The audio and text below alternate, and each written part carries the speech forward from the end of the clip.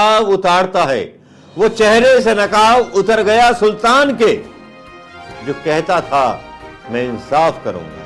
वो चेहरे से नकाब उतर गया सुल्तान के, जो कहता था मैं इंसाफ करूंगा। पता क्या था? इंसाफ मांगने वाले को फांसी की सजा दी जाएगी सुल्तान के दरबार में। महात्मा गांधी ने देखे थे कैसी लोकतंत्र के सपने। सरदार भगत सिंह ने फांसी पर लटकने से पहले कभी सोचा था कि जब हिंदुस्तान आजाद हो जाएगा तब ऐसे मतलबी लोग और ऐसे मतलबी सुल्तान आ जाएंगे सत्ता में, जो सल्तनत को अपने हिसाब से ढालेंगे, लोकतंत्र को अपने हिसाब से ढालेंगे।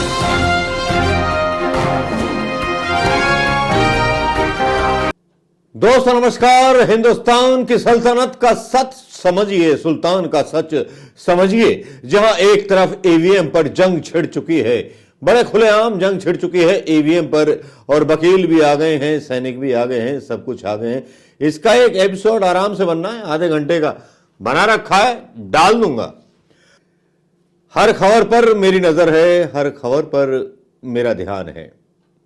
लेकिन दोस्तों यकीन नहीं होता कि ऐसा भी कभी शासनकाल आएगा। कभी कभी सोचता हूं कि आजादी बहुत जल्दी मिल गई। कभी कभी सोचता हूं कि शायद महात्मा गांधी ने और जवाहरलाल नेहरू ने और वल्लभ भाई पटेल ने, सरदार वल्लभ भाई पटेल जी ने आजादी दिला करके गलत किया। भगत सिंह की कुर्बानी बर्बाद गई, क्योंकि इतने करप्ट नेताओं के हाथ में देश आ जाएगा ये कभी सोचा नहीं था। थोड़ा बहुत करप्शन होता था। कांग्रेस के नेता जो करप्शन में पकड़े जाते थे वो बाहर कर दिए जाते थे। लेकिन करप्शन के मामले में आजकल ना तो अमित शाह जवाब देते हैं, ना कोई जवाब देता है। जब राहुल गांधी आरोप लगाते हैं असम के मुख्यमंत्री पर, तब अमित शाह जो है थोड़े से भूले भटके से नजर आते हैं। हिंदुस्तान का सबसे भ्रष्ट चीफ मिनिस्टर, सबसे करप्ट चीफ मिनिस्टर असम का चीफ मिनिस्टर है। परिवार के सब मेंबर, चाहे बच्चे हो, वो स्वयं हो, उनकी बीवी हो, कोई ना कोई करप्शन में सबके सब लगे हुए एक साथ। शर्मा जी करप्ट थे या नहीं थे?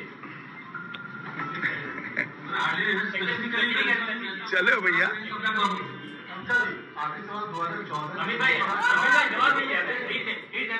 जी मैं जवाब देना नहीं चाहता इसका। इस तरह से क्वेश्चन नहीं करता। शर्मा जी करप्ट थे या नहीं थे? ये दोनों नेताओं के बयान सुन लिए होंगे, लेकिन इसके अलावा भी बहुत कुछ है जिसको झेलना बहुत बाकी है। क्योंकि दोस्तों जब न्यायपालिका बिक जाए और जब न्यायपालिका ही व्यापार करने लगे इस हिंदुस्तान में, आजाद हिंदुस्तान पर, डेमोक्रेसी के नाम पर, संविधान के नाम पर, तब उसको क्या समझा जाए? तब उसको क्यों ना समझा जाए कि ये भ्रष्ट हो चुकी व्यवस्था किसी काम की नहीं। लेकिन मैं अपने मन से नहीं बोला। प्रशांत भूषण ने बड़ा खुलासा किया कि 9-9 करोड़ रुपए लेकर के फैसले दिए गए, और किस तरह से जजों को ब्लैकमेल किया जाता है, किस तरह से जजों को नीचे झुकाया जाता है, किस तरह से जजों को डराया जाता है, किस तरह से जजों के रिकॉर्ड्स खंगाले जाते हैं, किस तरह से जजों के बैंकों के खाते खंगाले जाते हैं, किस तरह से जजों को ब्लैकमेल करने के रास्ते ढूंढे जाते हैं, किस तरह से जजों के रिश्तेदारों के खातों को भी खंगाला जाता है। बहुत कुछ होता है और बहुत कुछ चलता रहता है। लेकिन जो प्रशांत भूषण ने आज खुलासा किया और जो सोशल मीडिया पर चल रहा था, मेरी गाहे बेगाहे नजर 8 घंटे पहले के उस वीडियो पर चली गई। मैं देखना नहीं चाहता था। क्या यही सत्य था हिंदुस्तान का? क्या यही हिंदुस्तान बनाना चाहते थे महात्मा गांधी? क्या यही हिंदुस्तान नेहरू जी बनाना चाहते थे? या क्या यही हिंदुस्तान सरदार भगत सिंह बनाना चाहते थे? या शहीद हुए सारे वो नेता यही हिंदुस्तान बनाना चाहते थे? या वीर सावरकर यही हिंदुस्तान बनाना चाहते थे? श्यामा प्रसाद मुखर्जी यही हिंदुस्तान बनाना चाहते थे? या अटल बिहारी वाजपेयी ऐसा ही हिंदुस्तान बनाना चाहते थे? या लाल कृष्ण आडवाणी ऐसा ही हिंदुस्तान बनाना चाहते थे जिसमें वकीलों और जजों को खरीदा जाए? जब प्रशांत भूषण और गिरते हुए राजनीति का स्तर देखता हूं तो मुझे लगता है कि देश को आजादी की नहीं, डंडे की जरूरत थी। क्या पता था कि आजादी के बाद लोकतंत्र आ जाएगा, संविधान आ जाएगा और संवैधानिक तरीके से हिंदुस्तान की जनता को लूटने का तरीका भी ढूंढ लिया जाएगा। ईवीएम के मशीनों के जरिए वोटिंग को पलटने का जरिया ढूंढ लिया जाएगा। लेकिन जो प्रशांत भूषण साहब ने बोला, वो जरा सुनिए क्या बोल रहे हैं वो।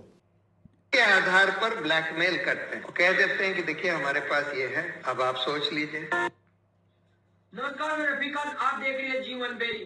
मैंने 9 करोड़ रुपए देकर, घूस देकर, चीफ जस्टिस को घूस देकर ये जजमेंट खरीदा है। और बड़ी अच्छी तरह से, बड़े आराम से बता रहे थे कि अरे जुडिशरी में तो बड़ा भ्रष्टाचार हो गया है। मेरे पास ये आदमी आया था, उसने बोला 9 करोड़ में इसने जजमेंट खरीदा है और कल ये जजमेंट आ जाएगा, आप देखिएगा। और यकीनन अगले दिन वो जजमेंट आ गया। गोगोई साहब का ही एग्जाम्पल ले लीजिए, अयोध्या का जजमेंट दिया, रफाल का जजमेंट दिया और तुरंत रिटायर होने के बाद, मतलब 2-3 महीने के अंदर ही उनको राज्यसभा का मेंबर बना दिया। अरुण मिश्रा को देख लीजिए, इतने सारे जजमेंट। अडानी के फेवर में तो उन्होंने कम से कम 40,000 करोड़ रुपया अडानी को प्राप्त करवाया। कम से कम 6 जजमेंट्स दिए अडानी के फेवर में और उनको रिटायरमेंट के बाद एनएचआरसी का चेयरमैन बना दिया। तीसरा कारण बहुत खतरनाक कारण है, बहुत खतरनाक। इन्होंने सारी एजेंसीज को लगाकर सब जजेस के ऊपर डोसियर बना रखे हैं, पूरे जजेस के, आईबी, सीबीआई। प्रशांत भूषण को भी सुन लिया होगा। प्रशांत भूषण वो व्यक्ति हैं जो अन्ना आंदोलन से भी जुड़े हुए रहे,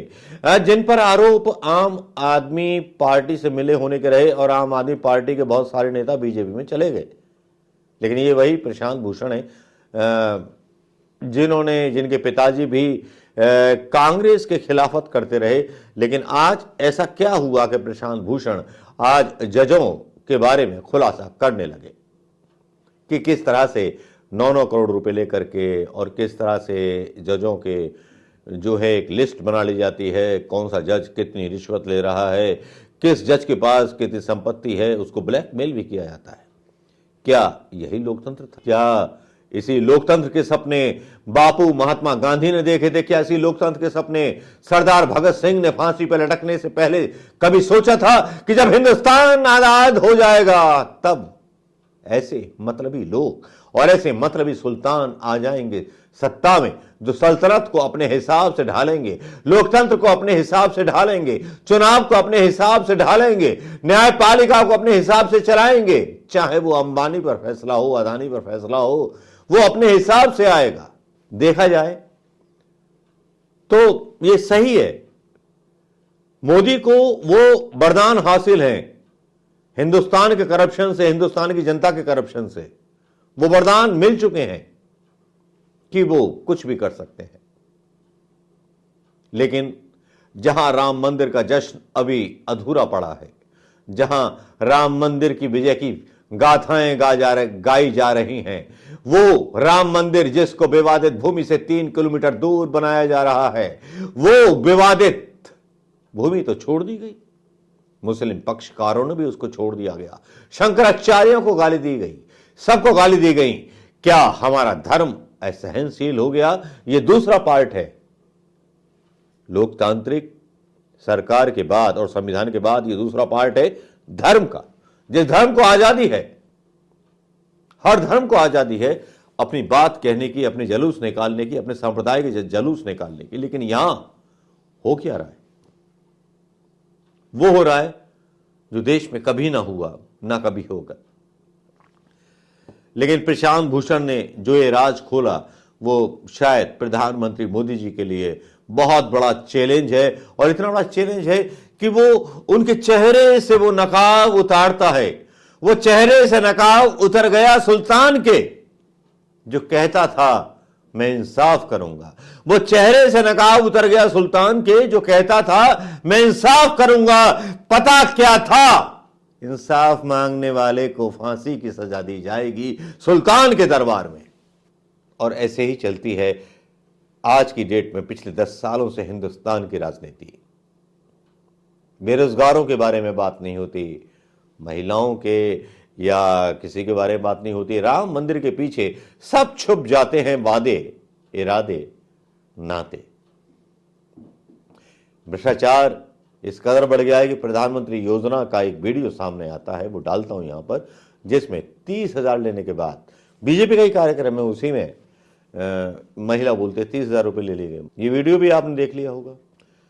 अब बाकी बचा क्या? बाकी कुछ नहीं बचा। बस लगता है कि देश बेगाना सा हो गया है।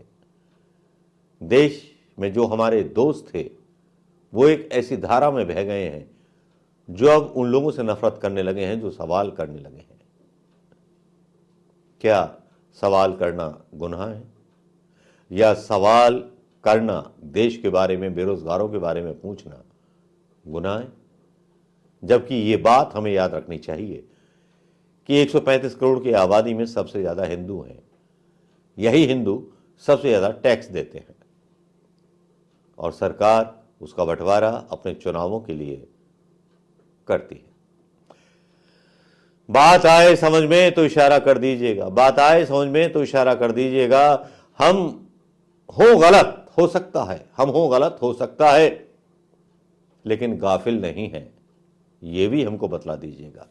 नमस्कार, जय हिंद दोस्तों।